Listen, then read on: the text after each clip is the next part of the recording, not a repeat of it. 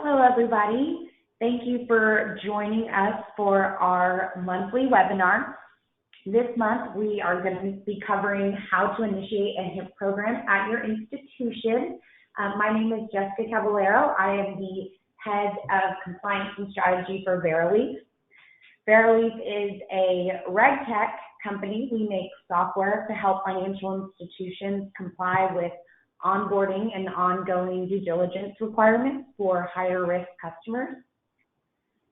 So we do have solutions for banking, serving hemp-related businesses such as hemp producers, CBD businesses. We're going to cover what all that means. We're not going to get too deep into what is hemp, what is marijuana, or for example, what is in the USDA plan, what is in the Texas plan, what is in the Louisiana plan, all these approved plans. We're just going to touch on that really lightly. But if you are behind and you haven't really caught up with what's going on in the industry, we do have some really great resources that we can send your way after this webinar. If you reach out, we can send them to you and get you caught up on where we're at today in the industry.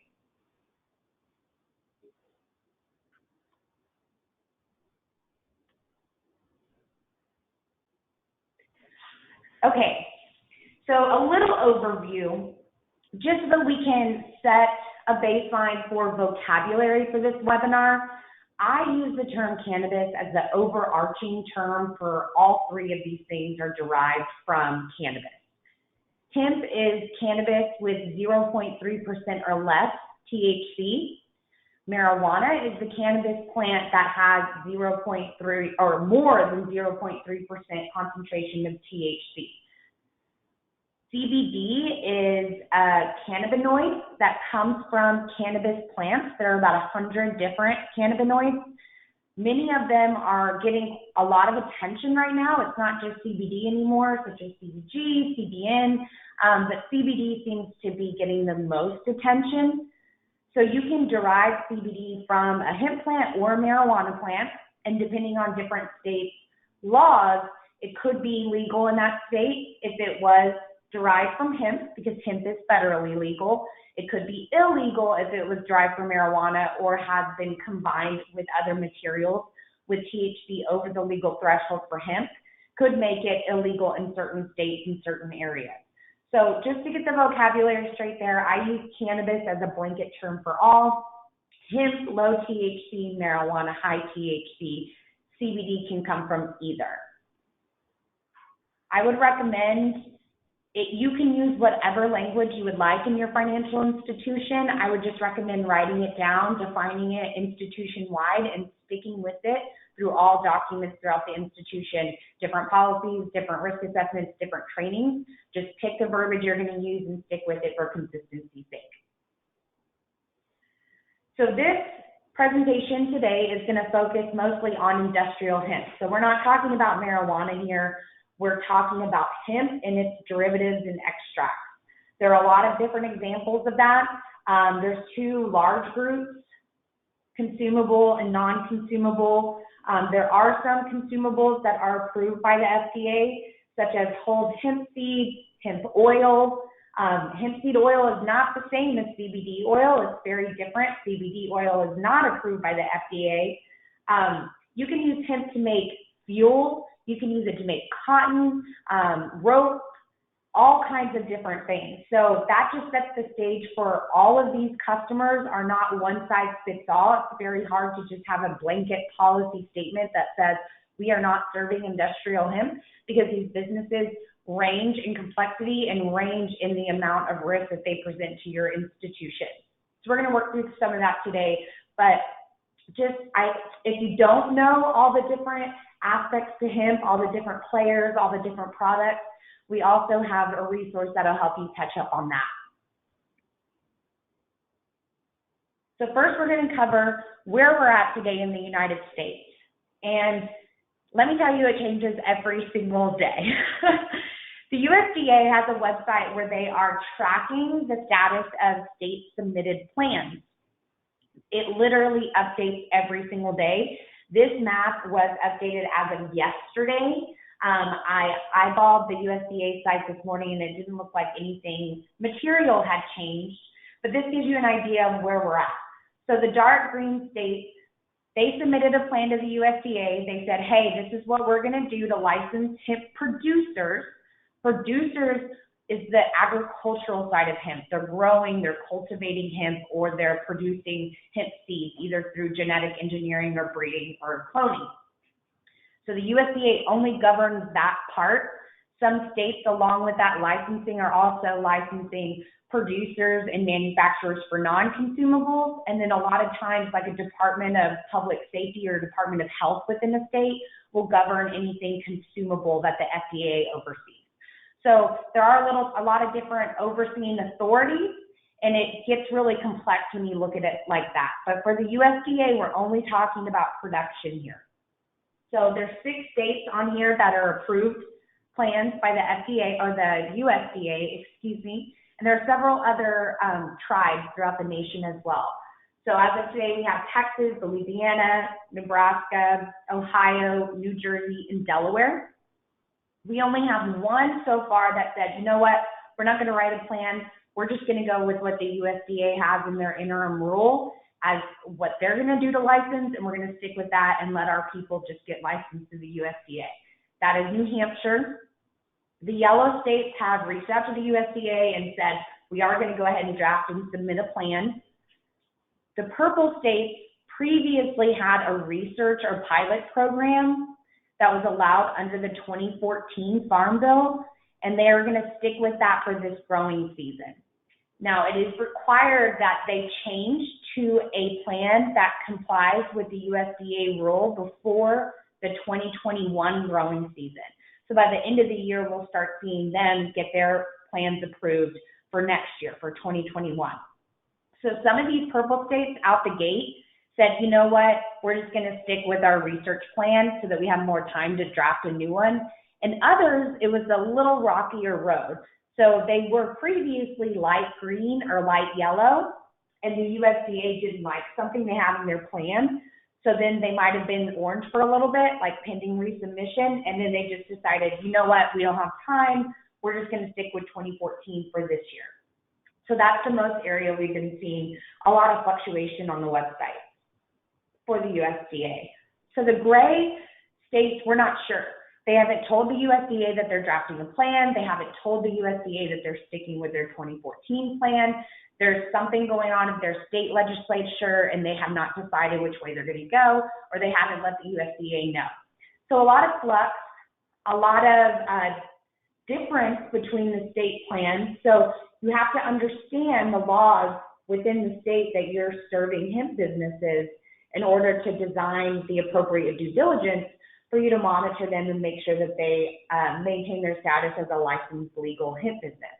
So it's important to understand these state laws.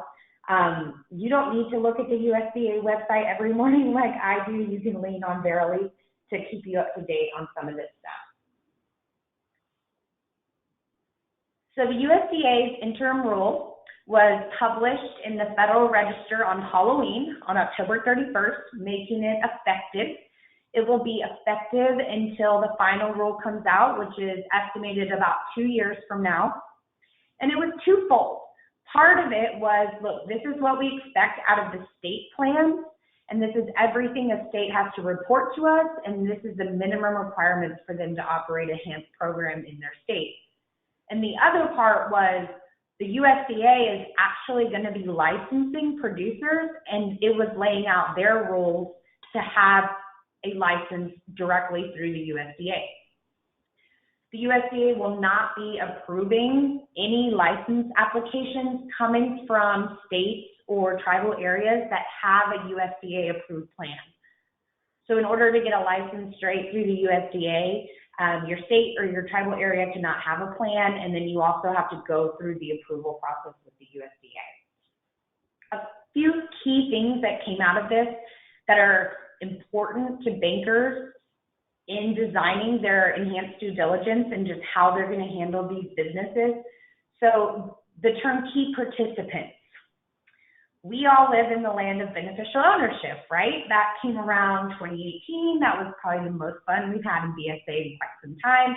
A lot of shake-up, a lot of training, a lot of learning. So we all know that like the back of our hand.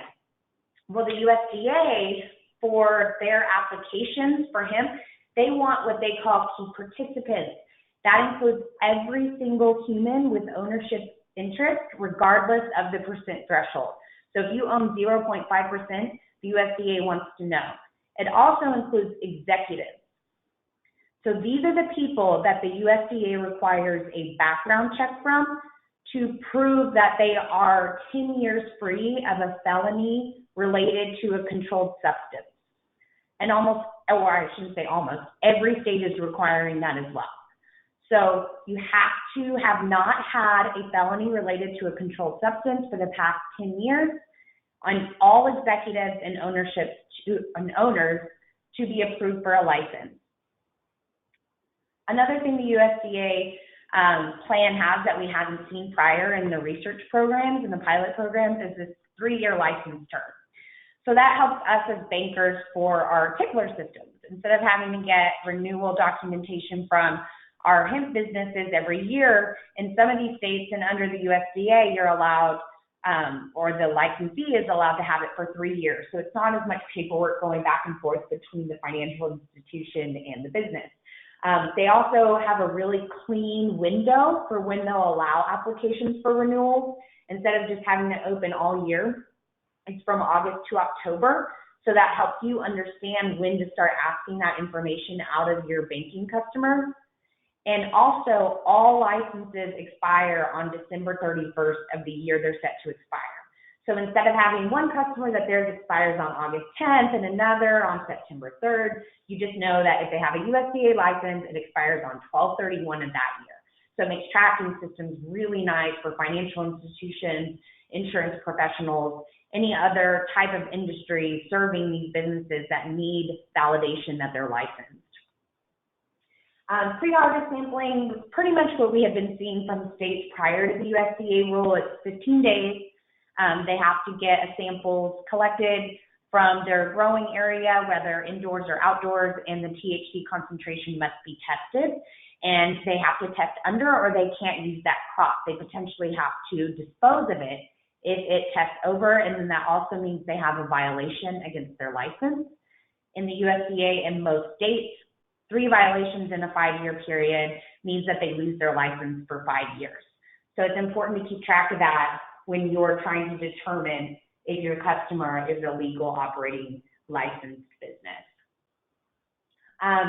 Record keeping and reporting, we know the USDA is going to require a disposal report. So that's a good tangible item to get from your business customers when there is an event to prove that they followed the proper protocol, they still have their license, and it's all okay. Also a modification report. So since they opened this term up to 3 years, that's a long time and a lot can change. So instead of having to renew every year, you just file this modification report or material change report and say, we have a change in ownership, or our physical address has changed, or anything that meets that definition of material change. And then finally, this idea of DEA registered labs being the only types of labs that are allowed to do testing. The logic behind that, the USDA is saying, well, if it tests over the THC threshold, then it's been marijuana, and it's been subject to the Controlled Substances Act, and DEA registered labs are the only labs qualified to handle controlled substances. So difference there on some of the states. For right now, a lot of the states, some have their own state lab that they're requiring. Others just require certain certifications. But if you're licensed under USDA plan, you do have to use a DEA registered lab. So we have 6 approved plans, and for the most part, they align with what the USDA has. There's only 1 or 2, I want to say, that are copying the 3-year term. Most states are sticking with the 1 year, which is a little trickier and cumbersome for a banker that needs to prove that the license is up to date every year. So it's important to know what state you operate in and what their license terms are. Also, the states vary in their reporting and their forms. There's states that require a pre-harvest report, a harvest report, a post-harvest report, a disposal report, and an annual report. So that's a lot of reporting, right? And you don't need to get every single one of them, but you do need to identify the ones that are most meaningful to your monitoring of that customer. Maybe we're just going to get that annual report so we can match it up with the numbers provided by the customer, such as the amount of acres harvested, planted versus disposed of. It's just like a really good summary versus getting all those individual ones. Or maybe for the first couple of years, you want to be really conservative and just get it all, read them, figure out what they all mean, and then decide what is the most meaningful for your institution. The USDA plan doesn't have any restrictions around seeds, which is pretty interesting, but most states do. Louisiana's plan is approved, and you have to have a license to handle seed and just sell seed. That's the most conservative we've seen on the seed side. But at the very least, most states at least have a registration program or some kind of approved list that producers can choose from when selecting materials. But we don't have that out of the USDA. For the most part, the testing is the same, 15 days in most cases, and enforcement is very similar as well. The 3 strikes and you're out, the violations versus suspensions versus losing the license altogether, and what fits in each one of those categories. So again, that's a really high-level summary of the plans. We have a really in-depth resource that'll walk you through all this, but we kind of went into this webinar assuming that most people were up to date on this piece of serving hemp. So now we're going to jump into banking guidance. I think the most common answer we get from financial institutions as to why they're uncomfortable serving hemp or why they haven't opened their doors to hemp is that, well, we don't have enough guidance. I don't necessarily agree with that. I think there's enough guidance out there to really light the path toward a well-made compliant program. So we're going to walk through some of those. Some are federal and they apply to all of you. And then there's a couple of really great state guidances. And even if it's not a state that you operate in, it's a good baseline for best practices. So first, we'll start with the federal guidance, and then we'll go into the state. So this beauty came out at the end of last year. Everyone was waiting on it. Where's our interagency guidance? Tell us what to do. We want to bank these hemp businesses. And it came out, and it was underwhelming, to say the least. I don't think that there was anything in it that hadn't already been addressed in other guidance. But at the very least, it did make it very clear that the marijuana SARs are not required for hemp. We knew that already. It was specifically already in the NCUA guidance, but at least it just cemented that so that everyone knew you didn't have this big overhead piece for banking hemp. It also did a good job of just reiterating, look, it's up to the financial institution to choose who they want to do business with. And if it's a complex industry or a higher risk industry, then the controls need to match the risk. And we already knew that, right? But sometimes you need a little reminder of, okay, I can do this. They're not telling me I can't do this. The NCUA guidance had been out for almost 6 months by the time we got that interagency guidance, and it was a lot beefier, had a lot more information. It even addressed lending. But again, that first bullet point, requirement to understand complexities and risks involved. You need to understand the state laws. You need to understand what it would mean if your customer lost their license, especially if they were a loan customer, and you need to match your program to that. On the lending side, it pointed out that there are some underwriting things that you need to consider.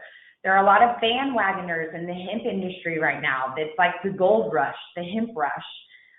So management needs to analyze the operations and the people behind it and make sure that there's some longevity there, that they're going to be around for a while, that they know what they're doing, and they're not going to sink $1 million into a growing operation and then everything's going to have to be disposed of because they didn't have the right controls and they tested hot, right? So just making sure that people know what they're supposed to, or know what they're doing. Also, the financial condition of the borrower and their ability to meet obligations and service debt, which is not going to happen if they lose their license. So things to consider there, a little beefier than that interagency guidance. Now this one, we're throwing it back. We're throwing it back all the way to January 2015. still relevant guidance in my opinion. It is only applicable to CFIs under $1 billion. I know we have many actually institutions that are over $1 billion, but I think the argument can be made for you guys as well. And it essentially does a little hand slapping in relation to de-risking, right? Instead of just blanket stating that you're not going to do business with large groups of industries or customer types, you need to do a risk analysis on every single individual commercial or consumer applicant for a loan or deposit account and assess the risk and see if it matches your risk profile. And so that really fits in here with Hemp, right? Instead of just blanket saying we're not going to do business with Hemp, well, maybe there's some lower risk categories there that do fit in with your risk appetite and that will get you in a position where you're actually serving your community instead of closing your doors just based on the fact that you don't really understand the industry. So that really had more to do with de-risking, but I think it's really relevant to where the industry is with Hemp today. So this one isn't that old. It's not all the way back to 2015. It's from last summer. You can control F this document for marijuana, cannabis, CBD, hemp. It's not in there. I can just tell you that right now. But this came out in the middle of everybody begging for marijuana guidance. And it basically just reiterated that, look, it's up to you on the levels and the types of risks that you want to serve. We encourage you to serve everybody and not to decline certain categories just based on the type of business they are, but we expect that the controls match the risk. So along that same theme, you can pick who you want to serve, just make sure your program complies. And then we've got this great fence and marijuana guidance, right? We know that these SARs don't apply to hemp. However, you could be required to file a marijuana termination should you figure out that your hemp business is not a hemp business, it's a marijuana business in disguise, and you exit the relationship. So there could be some overlap there. And also, I think these due diligence requirements are fairly common sense and can be applied to a lot of businesses and not just marijuana. So there's something to consider, and there's something to implement on anybody that brings more risk into your institution. So, for example, making sure that they're licensed and verifying that in the state in which they're licensed, asking for a copy of the application, looking at the application along with the license document, looking for adverse information like negative news on related parties in the business, and then just keeping all that information up to date. So that applies to hemp, even though this marijuana guidance as a whole does not. I think that's a really great starting point for hemp. So then we have a couple of state banking guidances. Don't let this throw you off if your state's not up here. We're not going to talk about Texas too much here, but there is one in Texas. The best one, and I think it even beats out that NCUA guidance, is this Illinois guidance. If you haven't read it, read it. It's really great. It's not long, but it covers the most, and it gives you the most guidelines on how to bank these businesses. So it breaks down these minimum requirements. Verify the business is operating with the right license, and make sure they're following the rules. So there you have right there, get the license, validate with the state, and monitor for enforcement actions, get some reporting, get their testing results, and make sure that they're following the rules. And then performing continuing due diligence, just covered those two. So getting those updated documents from them as well. It lays out what the examiners will be looking at. It also reiterates the importance of understanding the laws in the areas where you are serving hemp businesses, because they can vary so much from state to state, region to region, tribe to tribe. It highlights 3 specific sticky areas that you need to consider serving these businesses, one being liquidation. So 2 things there, really. If you take the crop as collateral and the crop is destroyed, you have no collateral. But also, if you take the crop as collateral and you repossess it, you don't have the license to sell it. So there's some difficulty there. Don't collateralize a loan with crop. That's basically the best lesson there and what they're trying to get across. They highlight the gray area in transportation. I mean, especially ground transportation. There are some states that hemp is not legal in. So if that truck goes across that state line and gets pulled over, the police could seize what's in that truck. Even more complicated is even in a state where it is legal, law enforcement doesn't have little handheld devices that'll tell it, is it hemp or is it marijuana? So for example, a state like Texas, where marijuana is not legal, but hemp is very legal, law enforcement can't tell what's what. So that makes it sticky for a bank, especially if your loan being made good on is dependent on them selling those materials, whether it's a consumable good or hemp seeds, whatever it might be, is dependent on that transportation going through. There is some stickiness there. And then CBD probably being the most gray area because we have what the FDA is saying is very illegal ways to market and label CBD. And it's just a little bit of the wild, wild west out there. People saying, oh, we cure cancer, we cure arthritis, this topical does this topical does that. So just being very sure that your customers that fit that CBD profile are on the up and up with what the FDA requires for labeling. So that by far, if you don't read anything else this entire year in your banking hemp, that Illinois guidance is gold. I won't spend too long on this Kentucky guidance. I just like it because it specifically told Kentucky bankers back in 2016 when Kentucky launched their pilot research program for hemp, hey, just because these people are participating in a government monitored program does not mean they're high risk. You don't have to call them high risk. So common elements from all of those, federal and state, you got to verify that the business has the license and that the license is real. So that's checking against the source material, the state, or you have automated software like Verily software that's always monitoring that license for you and letting you know when they apply, hey, I went and looked at the Colorado state website and actually that's not a valid license, or yep, they're great, and you can move on down the process. Stay up to date with laws and regulations. It's in flux. It's crazy right now. Let me tell you, I spend my days keeping up with it. It's hard to do, but there's some ways to mitigate that, and we'll talk about that a little bit later. And then just making sure your program matches the risk and that you have documented healthy decision-making from the board down. Okay, so those are the guidances that we're going to cover today. Next, we're going to jump in how to actually design your program. So where do you start? What do you need to consider? And how do you apply prudent risk management practices to these businesses throughout your organization? We're not just talking about BSA here, right? This leans into liquidity risk.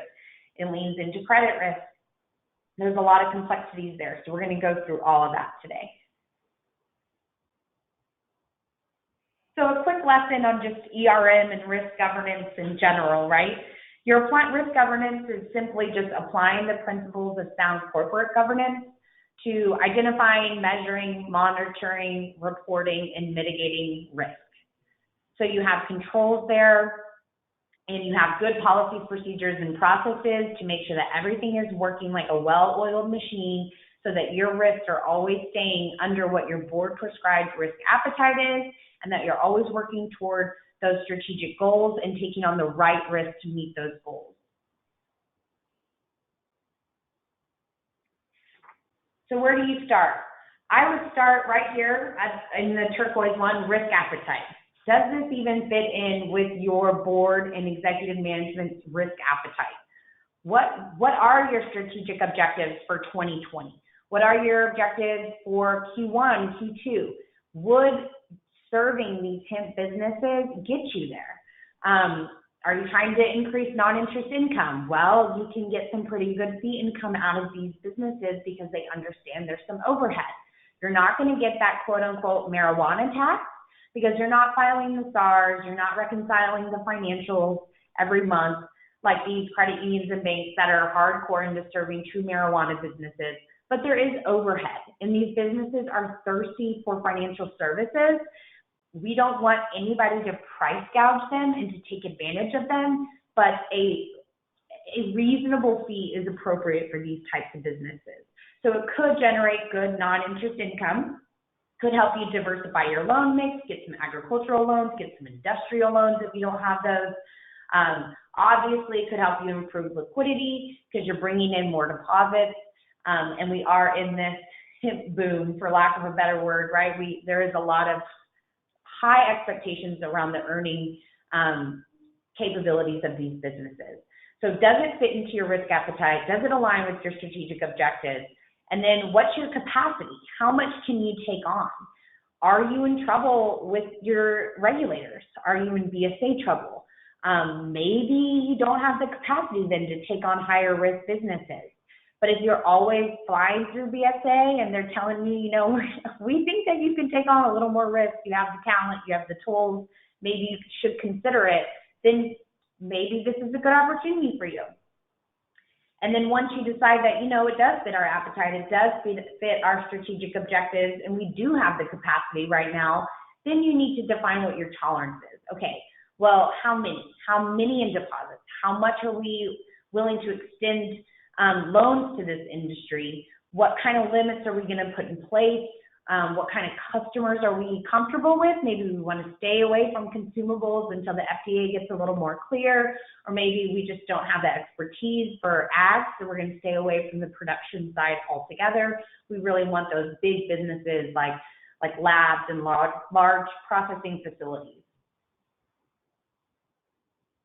So once you've identified those things and worked through those answers with executive team and management, BSA should definitely have a seat at that table because there is a lot of customer risk involved here. Then you work Hemp into your existing policies, processes, control systems. You work it into your audits. You work it into your monitoring. You define it throughout the organization. You train everybody involved, and then it's just part of your risk management system going forward, and you're constantly identifying new risks that might be coming up, or maybe your risk you thought was a risk is no longer a threat to your institution, so pulling back controls on that. You're constantly measuring and monitoring and reporting to the appropriate audience when things look good or when things maybe don't look so good. Hey, we only said we were going to do $1 million in loans to these agricultural businesses, and somebody wasn't watching this, and now we're at $2 million. So responding to events or responding to breaches in policy, and it's just an ongoing, ever-evolving process that you're always just trying to make better and better. So control systems are really what keeps you in line, right? It's what's out there for the frontline business units to use to make sure that they are applying everything written in the ivory tower of BSA land or the board prescribed policies when they're actually doing their day-to-day job. So it's really important to assess all of these, identify where Hemp might impact what you already have going, and make sure that you work it in so it's the smoothest transition.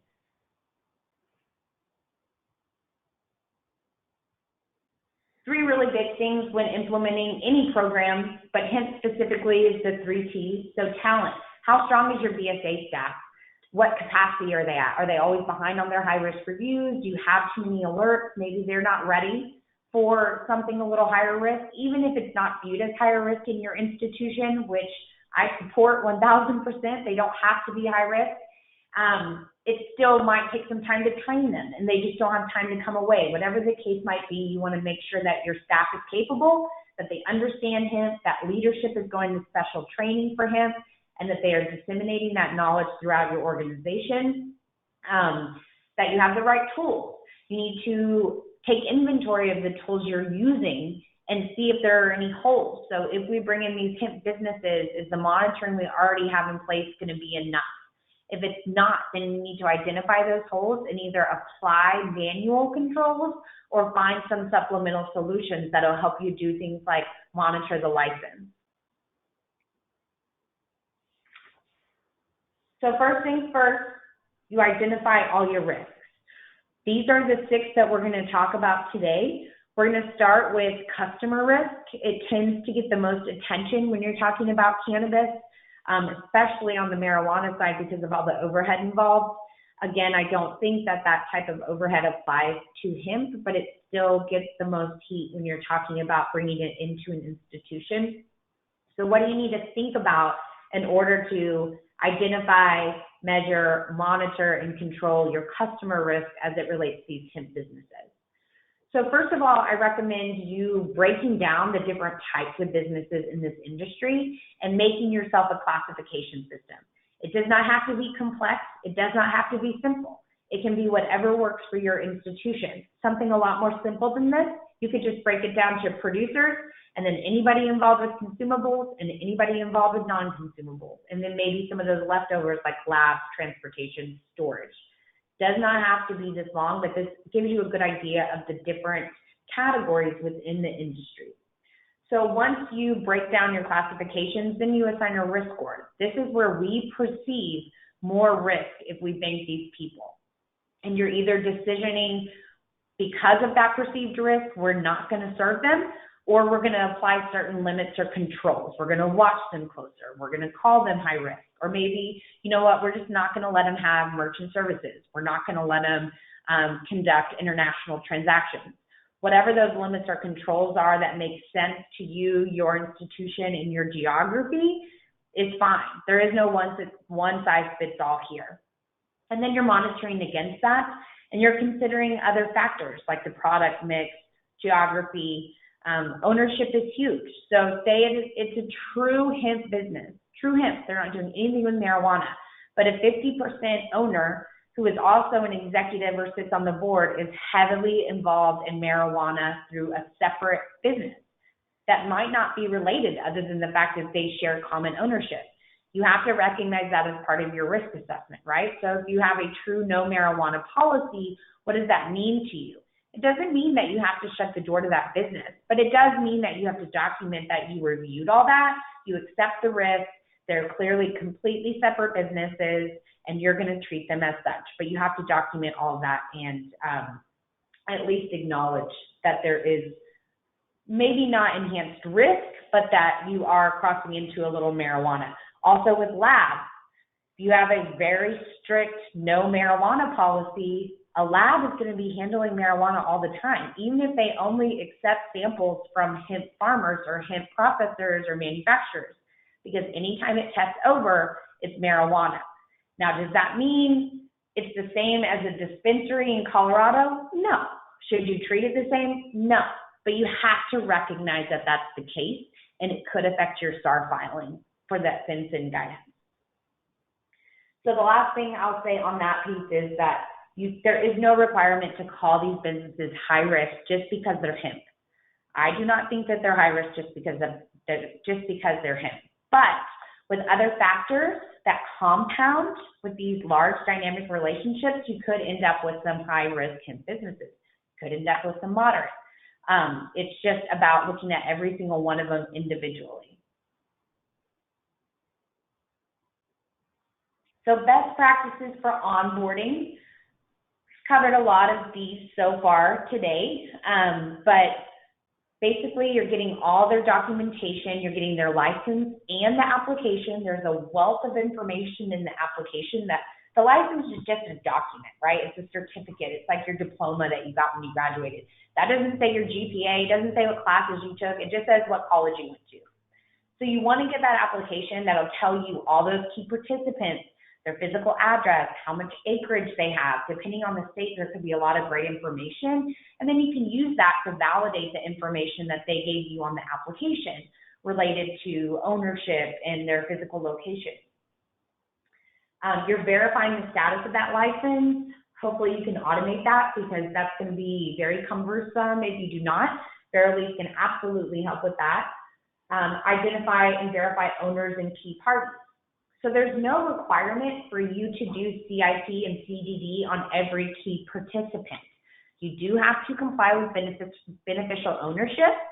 You might decide on a risk basis that you will do it on all key participants. You might not, but that you need to write that into policy and what that means for you. Maybe you're not getting a lot of information on them if they don't meet the definition of beneficial owner, but you're still at least scanning their name against negative news. Because you have to remember that if that individual gets convicted of a controlled substances felony, then that business loses their license. unless they buy out that individual, or we have yet to see what that legal landscape is going to look like. But as it stands today, they would lose their license. So you have to monitor that in some way, or at the very least have your customers attest to the fact that they will raise their hand and reach out to you proactively, working that into your customer agreement, your deposit agreement, so that you're not left in the dark there. You need to analyze the material attributes of the business. So who are they? What do they do? What parts of the supply chain are they involved in? Are they just growers? Are they breeding seeds? Are they manufacturing CBD consumables that cure cancer? You need to know what they do so that you can properly assess the risk. Review website and marketing materials. That also goes in line with those on-site visits, which are very much an expectation of the regulators. The website reviews also. Most other things on that slide you're doing anyway, especially for anybody that presents a higher risk profile or for any type of business that requires a license. So nothing crazy out of the norm that you've never seen before, right? This fits in line with anybody that you're doing EDD on.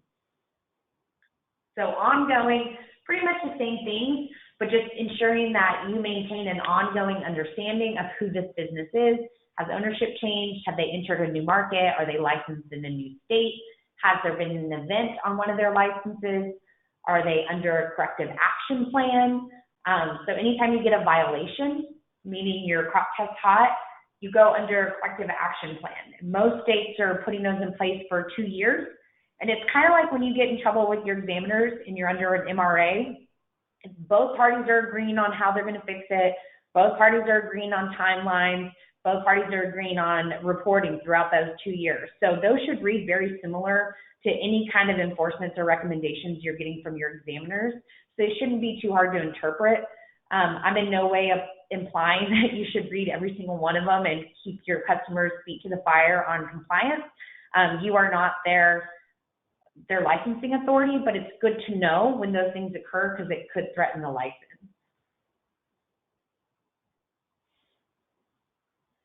I think I pretty much covered everything else on there.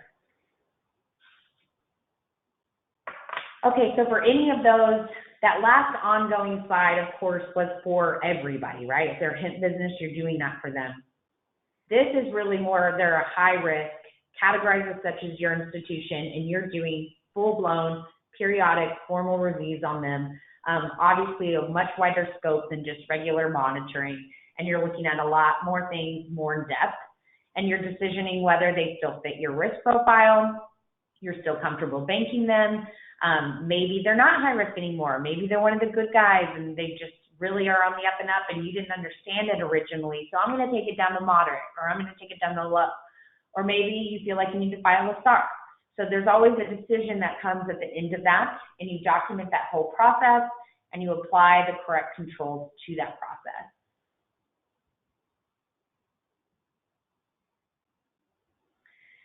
You also want to define what metrics you're going to use to monitor and report on the customer risk. So maybe the board just wants to know the volume of high-risk businesses you have related to hemp. Or maybe they want to know the aggregate deposits amongst all of those. Maybe they only care about CBD. Maybe they only care about the agricultural side.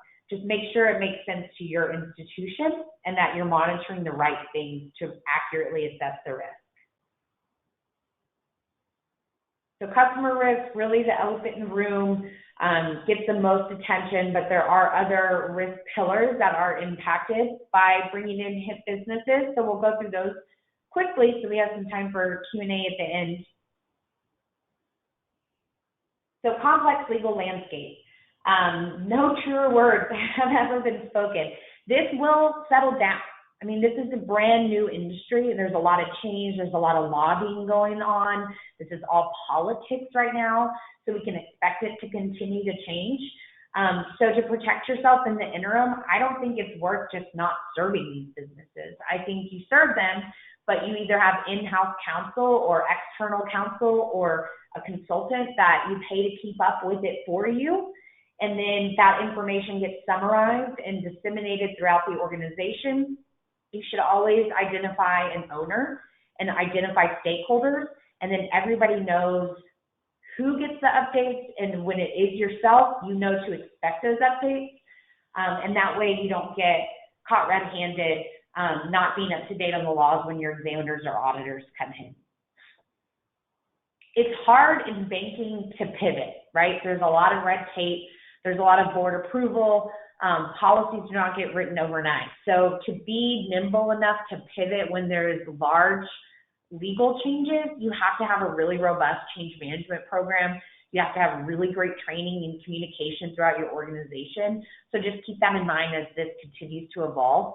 Eventually, it'll be a regular, mature industry, but right now it's in its infancy, and there's going to be a lot of change for at least the next couple of years. So make sure you're keeping up on that, especially in the states where you're serving businesses. And one way to mitigate that is to not serve in a lot of states, or hire a third party or a law firm to kind of analyze states that have a similar situation. And then you can kind of do a one-size-fits-all EDD or CDD and just serve those like 7 states that do it pretty much the same way. Credit risk, if you are potentially going to lend to these businesses, or if you're offering services like ACH origination, that opens you up to credit risk. The biggest thing there is, are they the real deal? Do they know what they're doing? Are they going to be around for the long run? Or are they in it for the gold rush? Most bankers have a really good intuition when it comes to stuff like that, so just make sure your spidey senses are on. Just know that so hemp businesses can get federal crop insurance, but disposal events are not covered. So they would have to have private insurance on that. So even if you're not taking the crop as collateral or the product itself as collateral, you're taking the equipment. If you're not fully collateralized, their financial position can be fractured significantly in the event of disposal and insurance not covering it. And then you can't liquidate the product because you don't have the proper license to sell it. So keep that in mind. So liquidity risk. This is not as complex as it is with marijuana-related businesses. True marijuana businesses require a very detailed and in-depth liquidity contingency plan, periodic testing of that plan. It's a huge deal in the marijuana side. It's still an issue on the hemp side. Anytime you have large depositors, if that large depositor went out of business or left your institution, it bruises your liquidity position. So you have to keep that in mind and think, okay, we have this great deposit relationship with a really large hemp-related business. We have 20 to 30 million in deposits. What if they lose their license? How does that impact our liquidity position? Make sure you're recognizing that in your liquidity plans, in your contingency funding plans, in your testing events, and at least showing the examiners, look, we see it, we see the risk, and we are testing against it, and we're monitoring it. Concentration risk. So if you decide, we're going to go gung-ho into this, we're going to be the biggest hemp banking institution in the country. That is fabulous. There's a lot of business to be had there, but just understand that you are opening yourself up to concentration risk. You don't want to put too many eggs in one basket. The examiners really don't like that. They like to see diversification. Very similar to liquidity, just make sure you're recognizing it and you're considering it, and you can talk about it when your examiners come on site, and you don't ever cross those real concentration thresholds.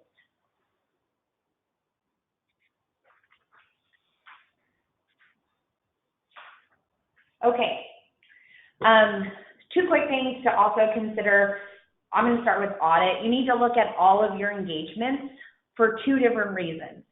We've been hearing stories of institutions looking at contractual relationships that they have with either other depository institutions, audit firms, other service providers that in their contract it says you won't bank cannabis.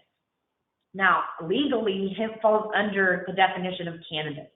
So you might need to have conversations with those third-party service providers and say, hey, we're not banking marijuana. We get that that's probably the intent of this document. It was just written a couple of years ago or whatever the case might be. Can we rephrase this and say marijuana and specifically exclude hemp because we're going to bank hemp and we don't want to be in breach of contract with you? On the other side, it's also just your normal engagements with your audit firms, internal or external, and just making sure hemp is included in those scopes. So it needs to be part of your loan review. It needs to be part of your BSA audit. It needs to be part of your liquidity testing. Your allowance, your CECL methodology should consider it. So just make sure you're working into all of those areas.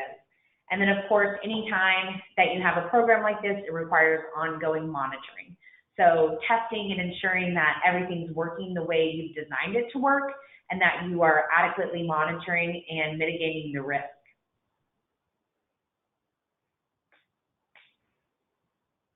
We touched on this a little bit when we talked about customer risk, but it applies to all of them, right? Designing meaningful metrics is key. They need to mean something. You shouldn't just be data dumping your executives and your board with information that's not meaningful at all. These metrics should be meaningful. They should link back to your strategic objectives, to your goals, to your thresholds, to your limits, and they should mean something when you breach them.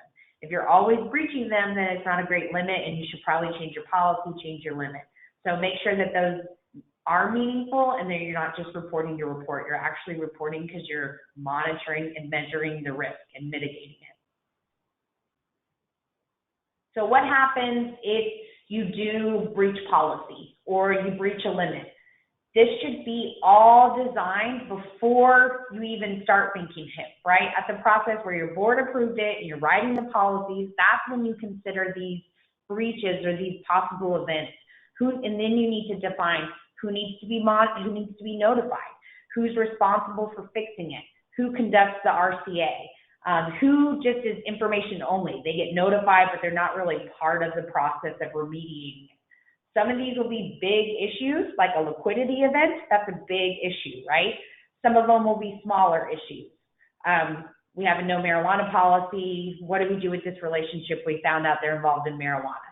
That might just be like a SAR committee discussion about exiting the relationship, whereas other events could be institution-wide implications and be really high risk. So make sure you define that audience, what that action plan looks like, and how it's going to be handled before something, I don't want to say bad, but before an event happens that's outside your policy or your threshold. 2 more slides. So board engagement is key. Your board needs to be well trained. They need to understand hemp. And there's 2 really important reasons why. One, a lot of boards are hesitant, and executives and BSA officers as well. A lot of people are hesitant because they don't understand that hemp is so different than marijuana. So if you are willing to open your doors and you're fighting that battle and trying to get your board on board, train them on the difference, train them on the federal landscape here and how different it is than marijuana. And that might help you get your way. But then also, whether they're on board or not, they need to understand what you're doing, what you're not doing, what controls you have in place. And they need to know enough to be able to push back and say, look, I don't think that's the right metric, or I don't think that's the right limit, or we can do this, but I don't want to bank this kind of customer, or we don't want to do loans. The board should be very engaged. That shows your examiners that you have a strong culture in place. People are really quick to say culture of compliance, but really it's just institutional culture. Your board is there to do a job. And at the end of the day, they have the liability, right? So they should have an in-depth understanding of what's going on at the institution at all times. And anytime an examiner walks in and sees that that's the case, it makes their heart smile a little bit, and then they trust you a little more. So it's a really good first step. Examiner buy-in. So if you haven't had an exam recently and you're thinking about getting into hemp, but you haven't told your examiners yet, you've got to kind of identify that sweet spot, right? For some institutions, they just want to talk to their examiners. They call up their ABC before they go to the board, before they start writing the policy. They just want to know where their head's at and is it even worth our time. Other financial institutions, they want to get all their ducks in a row. Let's have board approval, write policies, procedures, processes, buy the software, get everything in place, and then they call their examiner and they look how great we are. Look at everything we did. Aren't you proud of us? And it just depends on the relationship you have with them, and it's really only you can tell when the right time is. But I definitely would wait until they're on site and be like, oh yeah, 6 months ago we launched the hemp plan, and now we have 700 hemp businesses as customers. Don't surprise them right then. I would definitely recommend a proactive conversation, and that does not only apply to hemp. That applies to any time you're offering a significant new product or opening your doors to a new industry. And they're not scary, I promise. That last bullet, they don't bite. I used to be one. They're human. They understand. They probably know less about hemp than you do. So don't be scared. We're trying to do some trainings with them, with the examiners, the CSCS, and the FDIC, and just trying to make sure everybody kind of disarms around hemp and really separates it from marijuana so that the industry, our financial institutions, can serve their communities without fear. So with that, let's check on our questions.